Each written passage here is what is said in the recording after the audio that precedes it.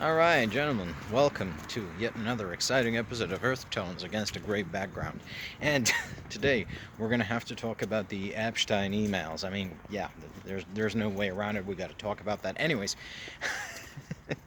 I guess the only way you could avoid those is if you've been living under a rock for so long. But um, there's all sorts of interesting things in there. Obviously, Donald Trump is in there, as Epstein puts it. No, he spent hours at Epstein's house with a victim. I think we've been saying on this channel for a very long time. He's on video noncing young children, and but there's also confirmation that Jeffrey Epstein was talking to the Russians. He's talking to the Israelis. He's talking to who knows how many hostile governments. And I do consider Israel a hostile government, both to the United States and the European countries for various reasons. Doesn't really matter at this point. And now I think, like, if you want to look at the emails themselves, there's a lot of them. It's nasty, all sorts of a very weird cast of characters. Well, precisely the people you expect: Prince Andrew, Larry Summers, Ehud Barak. That's the Prime Minister of Israel. There's a lot of the rich and famous and there's also our good old friend Peter Thiel. He's also implicated in there. Jeffrey Epstein says that he and Thiel had a lot of fun, apparently, together. And when you're having fun with Jeffrey Epstein, well, I don't think he's referring to putting together jigsaw puzzles. Well, anyways, that's not what I really want to talk about, because everyone is talking about that. Everyone knows what's going on with Epstein and everything. But I was thinking about this yesterday. Is like this is going to sink Donald Trump. This is going to sink the MAGA coalition. This is going to just make it impossible. And if we are lucky, this will also completely and irrevocably destroy the Republican Party. And that would be I consider an unalloyed good. And considering the reach and penetration of this criminal organization into global politics, it might actually take out our entire category of enemies down with it. The Russians, the Israelis, the Qataris, the Saudis, the various European pro-China, pro-Russia, pro-crime, pro-oligarchy parties, Nigel Farage, Marine Le Pen, Matteo Salvini, that fucking cocksucker in Budapest. I won't insult you by uttering his name. And you got to think of yourself, when they were building the MAGA coalition, did none of them foresee the possibility that this could happen, that this sort of compromising information would leak out and kill their little emperor over there, their little orange messiah? Because that's the thing. The reality is, MAGA is so thoroughly staked on the personal authority and charisma and just entertainment factor of Donald Trump, and this delusional notion that Donald Trump is going to deliver America from the clutches of the evil globalist elite. I mean, you're asking a billionaire nonce, to deliver you from the clutches of the evil elite. What are you, daft?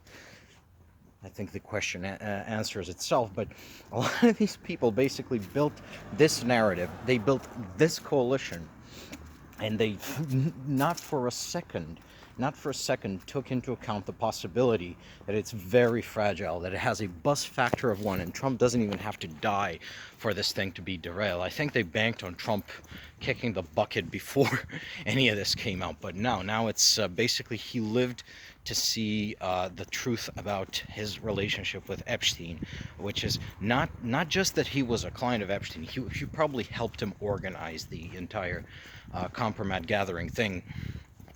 He lived long enough to do that, and now he's going to take down the entire cult with him, the entire coalition they've built.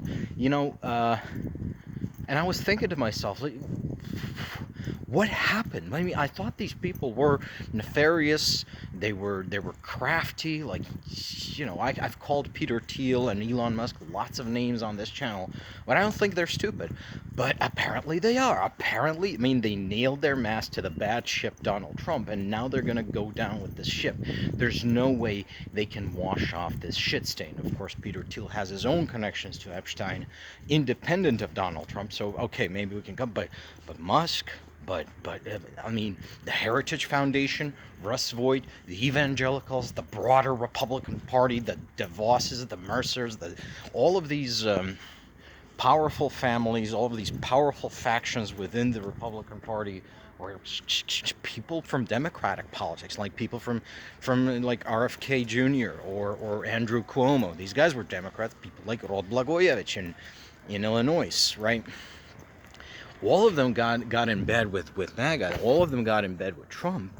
And now foreign countries, Israel, Saudi Arabia, Russia, Qatar, all of these places, like, and none of them did the due diligence of, wait, hold on, does this guy have any possibly, cataclysmic scandals, like he's announcing children, perhaps? No. Does he have any sort of skeleton in his closet that could possibly derail us, damage us, if we get caught standing next to him, especially if we get caught just as part of his coalition? And apparently none of them did, or apparently none of them considered the possibility that, this could actually come back to haunt us someday, that this guy might actually sink us if we nail our colors to his mast. And so many groups did this, right? And so many groups of people who are, I would say, not naive. Like the average MAGA voter, I sort of, in my head, they are not a very impressive person intellectually. They don't have good instincts. They're driven primarily by resentment. But we're talking here about organized groups of very powerful, very, you could say, competent people. And still, they fell for this. And now they have stepped on this, cataclysmic rake, which is... I got the other R word on my mind, I suppose. And cataclysmic rake, which could end them all. How did this happen? And I think I got the answer. Now it's speculative. I don't think I can prove this. But the reality is, I think they believed in power politics. I think they started to believe their own stories about how power is actually is exercised, generated, built, and just functions as a general rule. I think that these people genuinely think the powerful, or anyone really, don't believe the things they say. They genuinely think that ideology and politics are just an illusion, and that there is a secret layer of power beneath what is usually given, right? So basically the idea is everyone talks about democracy, but in reality everyone is authoritarian, just like us. Everyone talks about free enterprise, but in reality everyone believes in rentier capitalism, just like us. Like the left, they are going to talk about the rights of the worker, but in reality they don't care. They're elitist and all. And I think they sort of assumed that their own base of support, specifically the MAGA supporters, that they talk about bringing the pedophile elites to justice, but will in reality just follow power, just be cowed little slaves. Now, that does hold true for a portion of the electorate and for a portion of the MAGA cult, but I don't think it's holding for all of them, and crucially, I don't think it's holding for the people who actually shape the opinions of the cult, which is actually going pretty bad for Trump right now. And I think this is basically, it really comes from this delusion which has the same root as geopolitical realism. And this is, like I said every time, almost every video nowadays, I say this is primarily a geopolitics channel, and my first video on this channel was a video where I said, you know what, geopolitical realism, it's bullshit. You know what? Because the material interests of a country are really of secondary importance to what the leaders, the decision makers, the stakeholders of that country believe. So belief is more powerful than facts. That's just the reality of the human animal.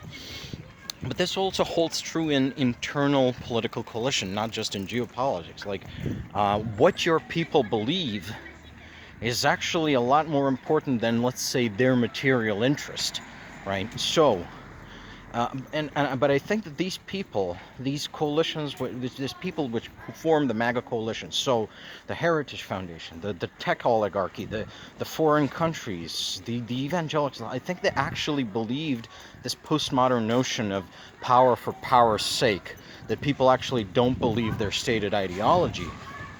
And they correctly identify that America is in a state of epistemic collapse where people just believe things without evidence. People believe things in spite of evidence, right? But then they made the leap of they jumped to the conclusion that actually people have stopped believing in things. And that is false, because Americans, and like, I'm not singling Americans out, lots of people here in Europe, they believe in stupid things. They believe in things based on vibes. They believe in things without evidence or against evidence, but they still believe in things. I think a lot of these people saw Russia or China, where the populations are just thoroughly demoralized, pacified, and have embraced nihilism to such a great extent that they no longer believe anything about anything, right? And they misinterpreted the epistemic collapse in the West, which is real, and it's a massive problem. It's something we're going to have to deal with if we can ever get this civilization, just running again, running like a like a healthy tissue again. We're going to have to deal with that. But I think they misinterpreted it for nihilism, this epistemic collapse, this inability or unwillingness to deal with facts. You can actually govern Russians on the assumption that they don't believe in anything, that they've been reduced to this animalistic, reacting on incentives level of existence. You can actually govern the Chinese like that. You don't need to ideologize these populations in order to govern them. You're not going to govern them well, but you can do it. But I don't believe in the universality of just human governance. I think that Western civilization is somewhat unique in it that people need to believe things. They need to believe that their government, that their rulers are actually on side, and that they need to believe a central organizational principle. You can call that an ideology. It can also be a religion. I don't think there's a difference between the two. Well, not functionally, but without this central belief, which is arrived through by societal consensus or near consensus, there can always be dissenters. That's another feature of European civilization. We tolerate our dissenters.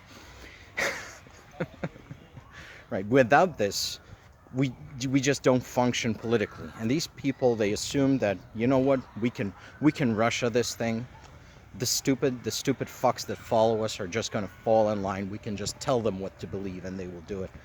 Well, I guess we all underestimated the stupid fucks. That's just my speculation on it. This is, I guess, one of the few videos where I just tell you things I speculate about. But that's just what's been rattling around in my head. These people believed they could just brute force their way to power without dealing with that icky, sticky ideology. And then it turns out that actually their coalition was held together by ideology as well. And that ideology was QAnon. It was stupid. It was delusional. But the third rail of the ideology was the Epstein files. So, yeah. Take care, folks.